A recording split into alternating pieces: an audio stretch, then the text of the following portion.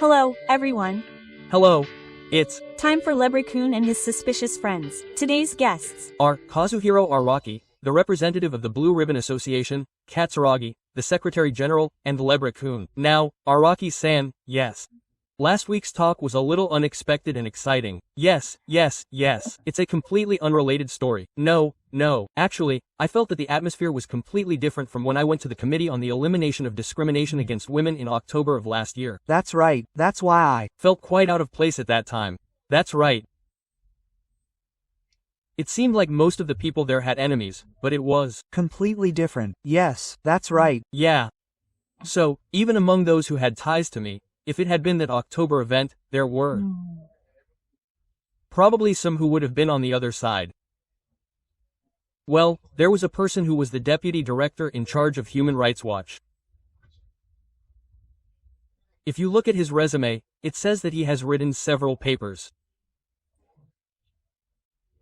One of them is that the Japanese government cut the budget for the Women's Discrimination Committee. Yeah, That's right. Originally, there was no budget for the Women's Discrimination Committee, but they fixed the places that might have been able to go and prevented them from going. I see, yes. And I wrote a paper saying that it should be done properly. Well, I tried not to go against the times, but that kind of talk didn't come up. They were very enthusiastic about it regardless of that. But in that sense, it was easier for us to accept it. It. must have been really tough for Katsu and his group when they went there. Yeah, I. Really felt that. Yeah. Something that just occurred to me is that when we went there, the Japanese organizations were given 14 minutes, and originally HA took 12 minutes. And the remaining 2 minutes were to be shared among the 6 groups in the system.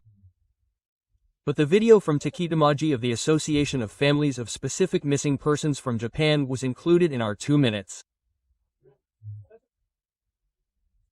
So maybe it's not called disappearance at the time, but I thought maybe the way we were perceived was different this time.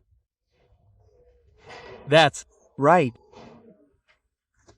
Well, at that time, the meaning was different, but this time it was forced disappearance. So we were doing it. Yes. So that's the main focus, and the system is completely different. Yeah, that's what I mean. Yeah, I see. Is that right? Well. That's good. Araki and his colleagues were accepted in that way. Yes, and what we feel is what will happen next. How will the UN use the information we have obtained? How will we convey it to them? Yes, well, what we did this time was, the UN issued a report in February of this year. Before that, last year, the Association of Families of Specially Designated Leaders made public the information from the Investigation Committee and the police, a total of 535, I think. We sent this list to the working group. Yes. And, I think they used that as a basis, and in February of this year, they issued a report targeting Kimji, putting his name here, saying that there was a possibility that this person could have been kidnapped, so they should properly gather information and take action on human rights. Yeah. Well, this is a really groundbreaking thing, because it includes individual names, including the names of several specific viewers. Yes, this time, the name of Mr. Mori's older sister, Ms. Yamamoto, was included. Yeah. So, the next step is to include those who weren't included, including Mr. Takashida's younger sister, Ms. Furukawa, and Ms. Yoshimi's younger sister, Ms. Akita, as well as the people in the investigation committee's categories of likely suspects and suspects. We'll create a document that includes everyone. Send it to them in advance, and then, when they come this time, we'll say, we look forward to working with you again in the future. Quote. So, when the working group issues a report, we'll include the names of those people.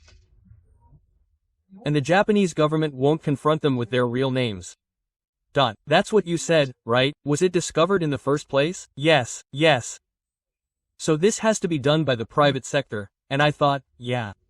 From the people over there, they wonder why the government's recognition of 17 people is such a small number. They say there are 500, or maybe 900. Yeah, so, that's amazing, or rather, they find it strange. For them, even a slight difference isn't such a big deal. If you think about it from a global perspective, there are ideologies and things like that, and it's not like they can say, this is definitely right, this is not right. That's not the case. I see. So, all we have to do is confront the big names and get an answer from the other side. Yeah.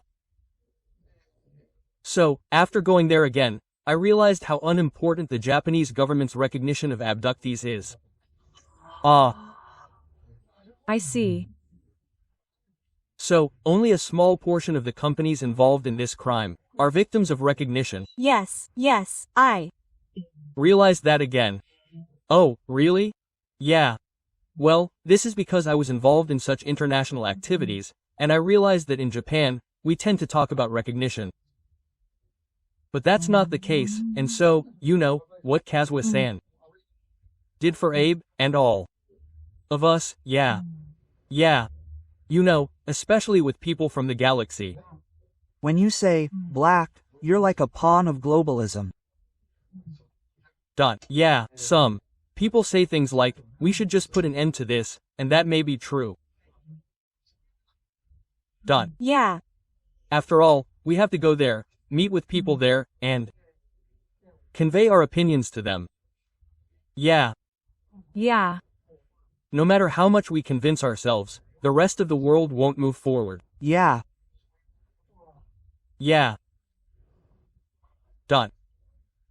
I think we need to do this very seriously in various areas. I see.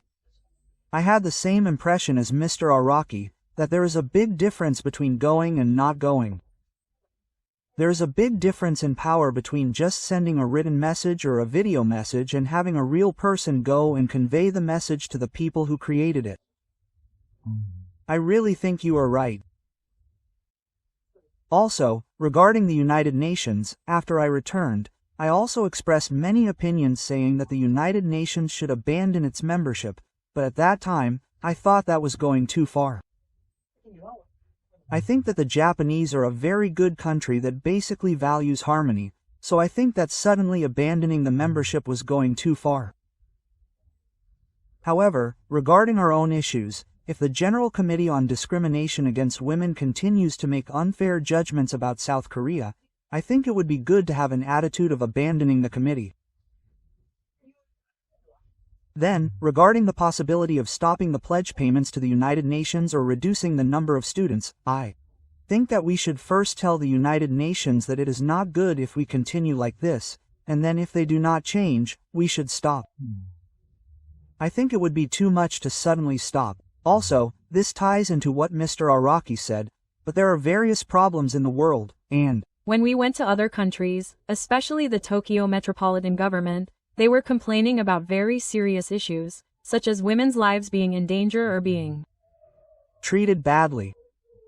I thought that this organization was necessary for countries like that. Yes, I think we shouldn't forget that there are different perspectives. Yes, well, Japanese people don't really talk, so they don't understand. So, in the Japanese sense, we tend to expect people to understand us, to help us understand, and to understand us, but that's because everyone's Culture is different, and they won't understand unless we explain it. Yes. So, Japanese people aren't very good at appealing to others, but I think we have to do it. And if we do that, even if we have different opinions, well, I've been involved in internationalization since my time in the Democratic Party, and even when I was in the youth division of the Democratic Party, there was an international organization called the International Socialist Youth League, and I've attended conferences and such. I don't speak English, so it's pretty useless, but it's important to remember things like, oh, I met that guy the other day, or, we attended a conference together, quote. Yeah, that's true, yeah.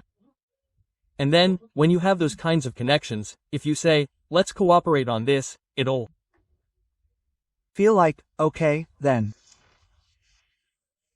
So, I think it's better not to neglect those kinds of connections.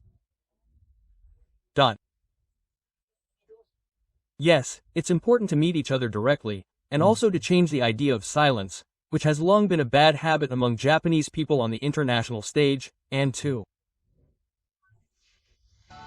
Remember that when it's time to speak, you have to speak.